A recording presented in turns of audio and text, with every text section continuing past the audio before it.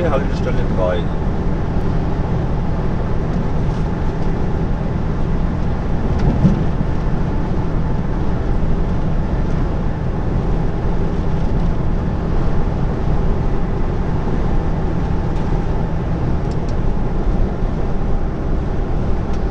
Hier steht leider nicht drauf, welches Depot das ist.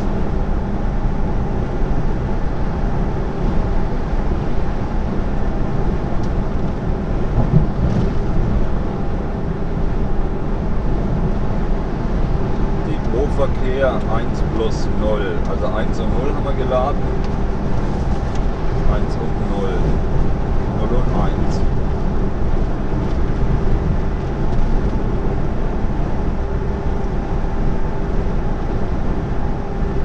1. Also Beladung im Depot Essen, Depot Berlin, Entladung, Depot Berlin, Depot Leipzig, entladen. Hier steht leider nicht, welches Depot das ist. 0 oder 1. Steht hier nicht drauf. Schade. Wenn ich beide Scheine mit reinnehmen, kann er sich einen aussuchen. Auch nicht schlecht. Nö, ist mir recht.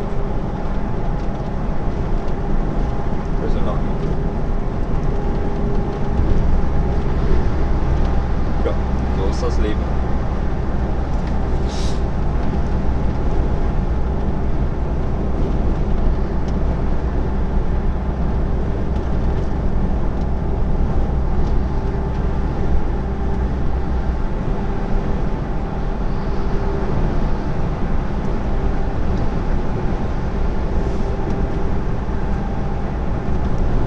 Die Leute am Telefon nicht verstehst, lass dir die Postleitzahl geben.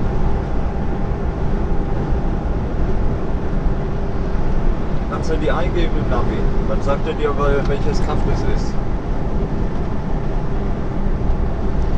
Ja.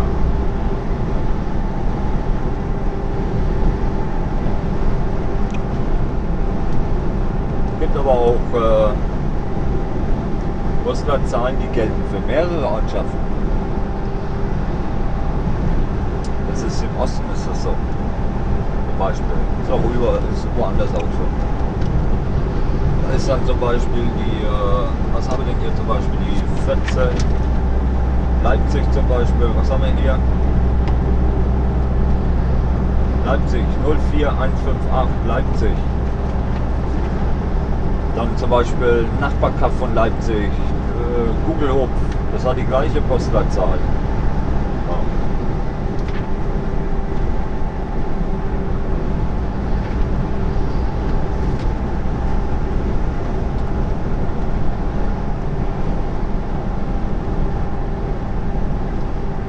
Wie bei der Einladestelle. Das war interessant. Postleitzahl eingeben, Hauptstraße Nummer 16 eingeben, wurde berechnet. Okay, ist in Ordnung. Wir fahren jetzt direkt zu der Firma, laden dort. Dann fahren wir raus, machen Pause, Feierabend. Fahren also los. Naja, komm an.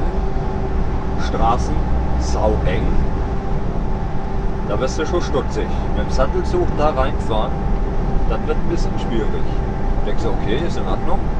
Wenn der Navi sagt, da reinfahren, fahren wir da rein. Das ist natürlich ein Fehler, ne? Man darf nicht blind reinfahren. Ich habe es aber mit dem Kreuz gesegnet, oder? War mal verfehlt. Alter Schwede. So, dann stehst du plötzlich Hauptstraße, Haus Nummer 16. Stehst du. Stehst daneben und denkst dir, das ist keine Firma, das ist ein Haus. Wo ist denn hier die Rampe? Wo ist hier der Platz, um an die Rampe zu fahren? Wenn schon die Rampe nicht da ist und der Platz, dann bist du hier verkehrt. dann ist es scheiße eng und du stehst da mittendrin mit dem Sattelzug und kommst nichts mehr raus. Ist dann verzweifelt. Und dann musst du schauen, dass du irgendwo in der Seitenstraße mit dem Sattelzug in der Seitenstraße rückwärts reinfährst und dann wieder rauskommst, ohne irgendwo einen Zaun platt zu machen. Also auf der linken oder auf der rechten Seite musst du aufpassen, dass da kein Zaun, kein Mäuerchen, kein Auto, dass da alles da ist, wo es ist.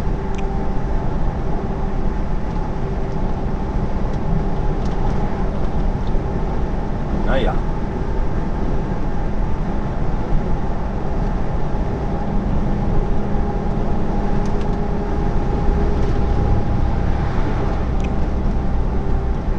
Aber es sind ja Profis.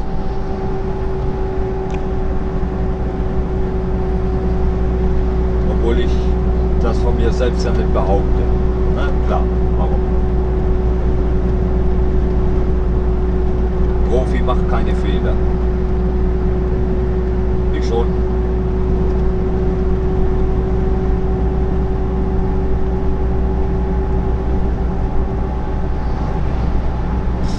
Profi hat nie einen schlechten Tag. Profi kann auf Anhieb ans Tor fahren. Ich nicht. Ich habe meine Fehler. Mann. Ich will auch gar kein Profi sein. So gesehen. Mag ich nicht. Will ich nicht.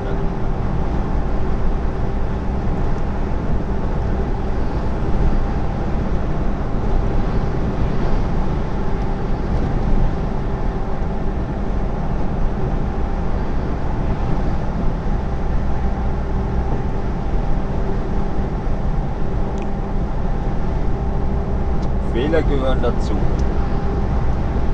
Das ist die eine Seite. Fehler in dem Job heißen aber auch, dass es tödlich enden kann.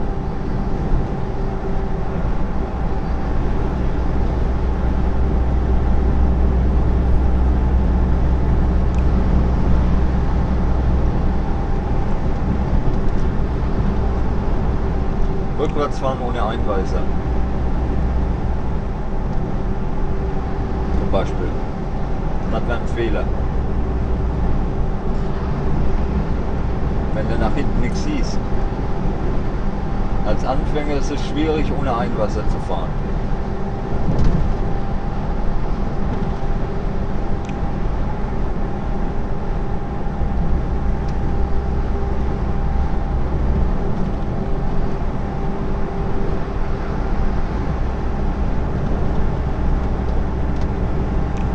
Wenn ich jetzt zum Beispiel einen Kollegen sehe, der sich beim Rangieren schwer tut, steige ich mal aus. Laufe ich hinter, Fahrerseite, stelle ich mich so, dass er mich sieht. Und dann lasse ich ihn rückwärts fahren, dann weise ich ihn ein. Dann weiß ich, das ist ein Anfänger oder er hat einen schlechten Tag. Wie hat er gesagt, ich fahre seit 8 Jahren LKW. Ups. Fährt er trotzdem wie ein Anfänger. Schlechter Tag. Ich weiß auch nicht, was los ist, hat er gesagt. Das ist der erste Tag, wo ich die Tour fahre. Naja, das war Sindelfingen. Der Kollege, wo falsch rum reingefahren ist, bei Ikea. Und dann musste er auf dem kleinen Platz, wollte auf dem kleinen Platz drehen und dann rückwärts ans Tor. Das hätte auch funktioniert. Ich hätte es geschafft wahrscheinlich. Mit so einem LKW. Aber das liegt aber auch daran, dass ich eigentlich nur so eine Scheiße manchmal kriege. Egal, wurscht. Das lernt man mit der Zeit. Wenn man nur so scheiß Touren fährt, im Nahverkehr,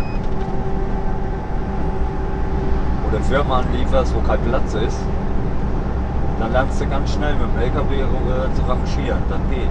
Das lernt man. Das ist kein Problem.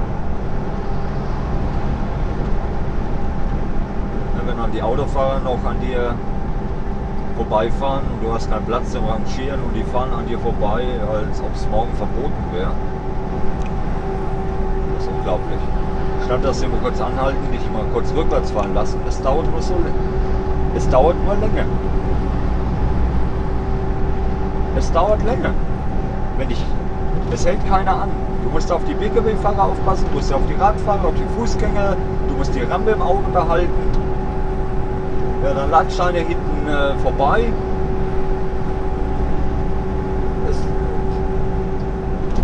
Ich hab schon gehabt, Rückwärtsgang war drin. Die Warnblinkenlichter an. Die Bühne hinten offen und nach unten. Dass du mit der Bühne unten reinfahren kannst in die Rampe. Ja? Was passiert? Autofahrer stellt sich hinten hin. Du bist auf dem Weg rückwärts an die Rampe. Und ein Pkw-Fahrer stellt sich hinter dich, 10 Meter hinter dich. Und denkt sich, ich parke jetzt mal kurz hier. Und du guckst in den Rückspiegel und denkst dir, sag mal,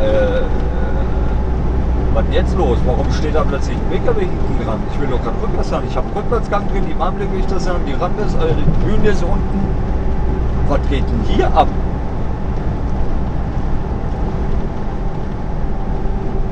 Was soll das jetzt werden, das fertig ist?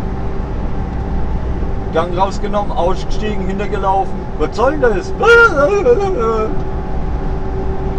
Hat sich aufgepisst. Denke, was geht denn ab hier? Was hast denn du für Probleme?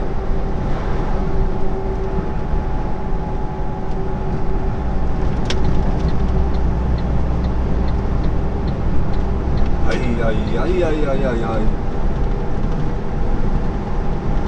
Mit solchen Leuten musst du dich den ganzen Tag rumärgern.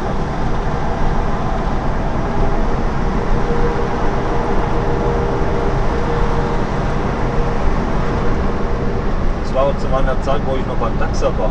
2 Jahre lang war ich beim Taxer. Ja.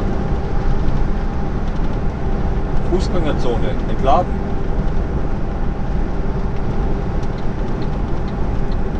Da habe ich kein Problem mit gehabt. Rein in die Fußgängerzone, LKW abgestellt, Scanner rausgenommen, hintergelaufen. Ware gescannt, die 3 Paletten herausgezogen. Jede Palette wiegt so ungefähr 700-800 Kilo mit Hundefutter drauf. Auf die Bühne gestellt, 2 Paletten immer schön auf die Bühne gestellt. Manchmal haben sie auch 4 Paletten gekriegt. So, kommt der erste Autofahrer. Stellt sich hinten hin. Guckt mal kurz. Was willst du machen?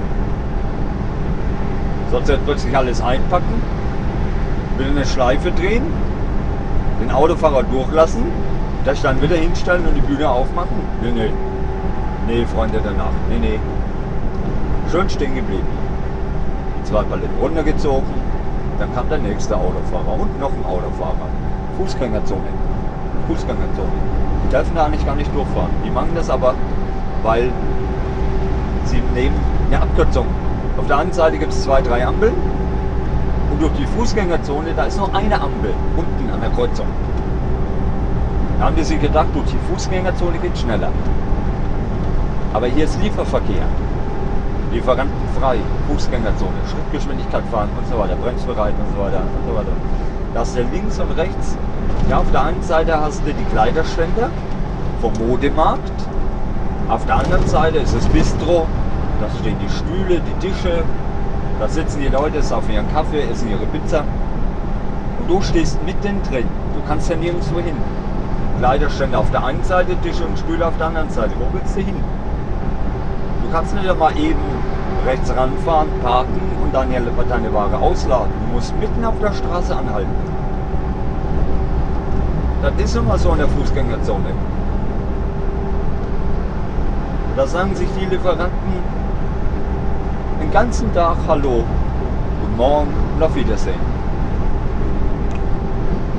Bis um 11 ist die Zulieferung in der Fußgängerzone erlaubt, von 9 bis 11 Uhr. So ist das. Und wenn du dich als Autofahrer da hinten hinstellst, dann ist da auf Deutschland die Arschkarte gezogen. Weil die tun dann ihr Zeug ausladen. Das sind die City-Lohn, da musst du ein dickes Fell haben. Da dürfst du dann nicht, ja, ich fahre ja gleich auf Seite, bin ja gleich weg. Mann! So, ich entlade hier,